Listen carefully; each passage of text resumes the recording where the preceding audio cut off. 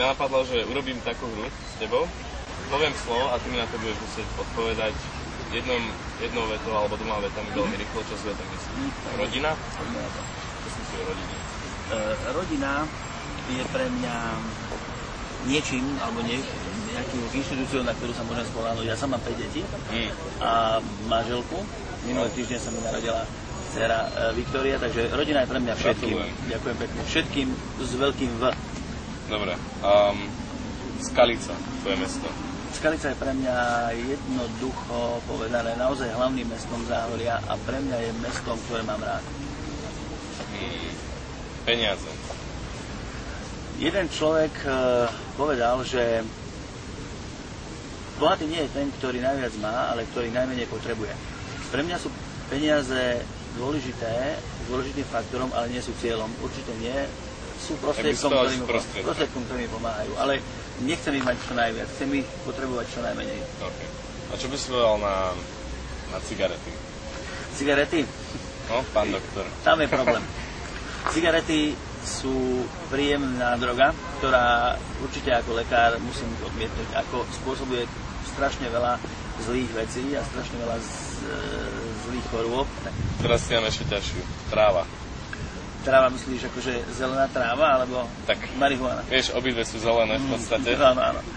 Tráva, no. Ako lekár zase ti poviem, že akákoľvek droga, ktorá môže vyvolať návyk, je svojím spôsobom smrteľná. Tak spýtam sa to na nové technológie, napríklad počítače, mobily, alebo ja neviem, MP3 prehrávače. Ako sa s týmto dokážeš vysporiadať? No, tak akože viem, čo to je, samozrejme. Mobil ako užívateľ používam samozrejme. No jasne, nejako som ti musel zavolať. Áno, nejak si musel zavolať. Problém je, že keď mám si stiahnuť niečo na mobil, tak musí to urobiť za mňa moja 15-ročná dcéra, ale dosť sa mi darí ju presvedčiť. Ale som bežný užívateľ a myslím si, že dneska každý človek musí nejakým spôsobom ísť dopredu a používam dokonca veci ako, alebo teda platformy ako Skype, Facebook a Twitter dokonca. Tak pridám si ťa na Facebook. Áno, kľudne si ma pridaj. Mám na Skype dokonca aj moju 15-ročnú dceru, s ktorou skypujem. To je super.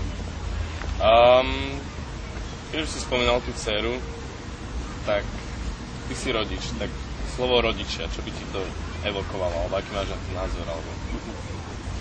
No, tak, ako som povedal, že rodina je pre mňa všetkým, aj moji rodičia pre mňa znamenajú, stále žijú na Orave, pre mňa znamenajú vzor, aj otec, aj mama. Otec vzor možno človeka, ktorý stále robí a stále ešte je veľmi aktívny a pracuje. A mama niekoho, alebo moja matka niekoho, ktorý udržiava to teplo rodinného. Nejaký tmel, presne. Takže pre mňa sú rodičia veľmi dôležití a ja sa chcem takisto snažiť byť taký ako minimálne ako oni, ak nie lepší. Tak spýtam sa ťa na tvoju materskú stranu KDH. Pre mňa táto strana znamená naozaj taký hodnotový systém a taký pilier, ktorý zachováva tie tradičné hodnoty. Tak život ostali od toho 90. až doteraz a oni sú v podstate prvá strana, nie? Z federálneho parlamentu, ktorá ostala. Určite. Prvá, no verme, že nie je posledná. Keď už som načítal to KDH, tak politika ako všeobecná vec.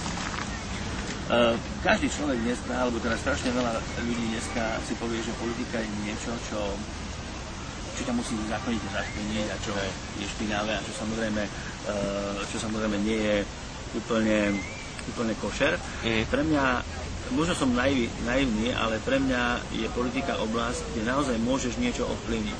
Máme dobrých ľudí v politike a ľudia chcú robiť politiku. To je dôkaz, že táto krajina ešte nie je úplne ľahostajná a ešte nie je úplne taká konzumná ako niektoré iné spoločnosti. Dám ti ľahšiu otázku. Konečne už, tak? Si sa zapotil, vidím tam nejaké klapky potu. Zvieratá. Zvieratá, no. Máme niekoľko zvierat doma.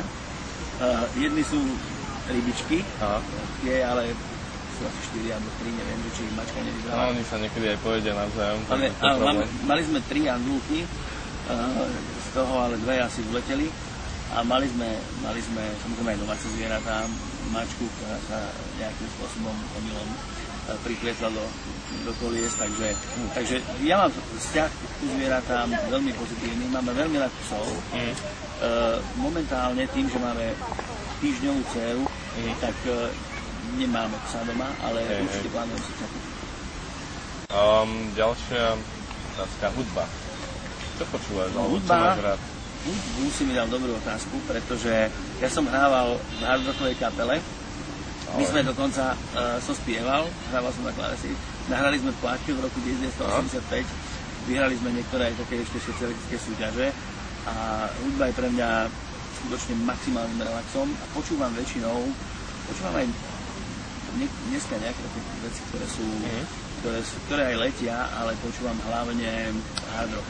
Hard rock. Tak to by som na teba vôbec nepovedal. Teraz idem na Yes. Na Yes, ktorý bude 31.10. Yes nie je samozrejme hard rock, je to hard rock, ale počúvam. Ja som začal počúvať tiež retro.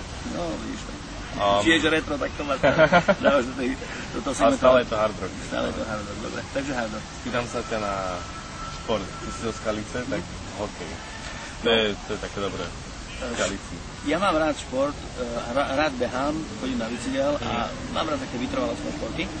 Čo sa týka hokeja, robil som lekára hokejovému, dosť dorastovému tímu, keď som robil ešte v nemocnici v Skalici ako chirurga. Takže bol som s nimi v takom relatívne úzkom kontakte a samozrejme ako Skaličan, alebo ako človek, ktorý žije v Skalici, hokej mám rád a fandím a dúfam, že budeme prvý tento rok. Dobre, to som rád, lebo ja som kedysi hrával hokej. Tak... Boli sme tretí pred 2 rokmi, minulý rok druhý a už len prvý musíme byť. Dobre, ďalšia otázka. Si taký celkom elegantný človek, ak sa na teba pozerám, čo by si povedal na módu? Alebo na módu mladých? Moja 15-ročná dcera, to som strašne šťastný, lebo ona za mnou hocikedy príde, chodíme spolu nakupovať šaty pre ňu a ona príde ku mne hocikedy ráno a mňa sa spýta, či sa jej to hodí, takže som úplne šťastný. Ale ona ti zase poradí kravatu, nie? A on niekedy poradí kravatu, áno. Dobre, taká otázka. Deti, keď si spomenul tú dceru.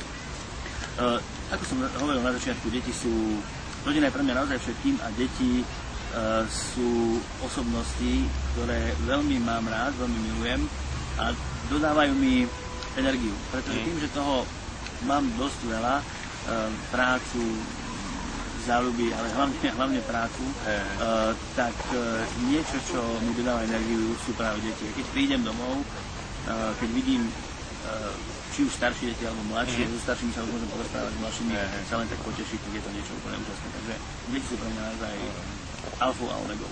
Vieš, čo je Google? Áno, jeden politik povedal, že vie, čo je Google. Samozrejme viem, že to je vyhľadávač internetový. Používam ja tiež Google, aj keď som používal Yahoo, ale používam Google. Myslím si, že je dobrý.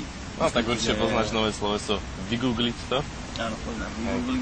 Vygooglujem to, ale väčšinou sa nikdy nedostanem ďalej ako na druhú desiatku.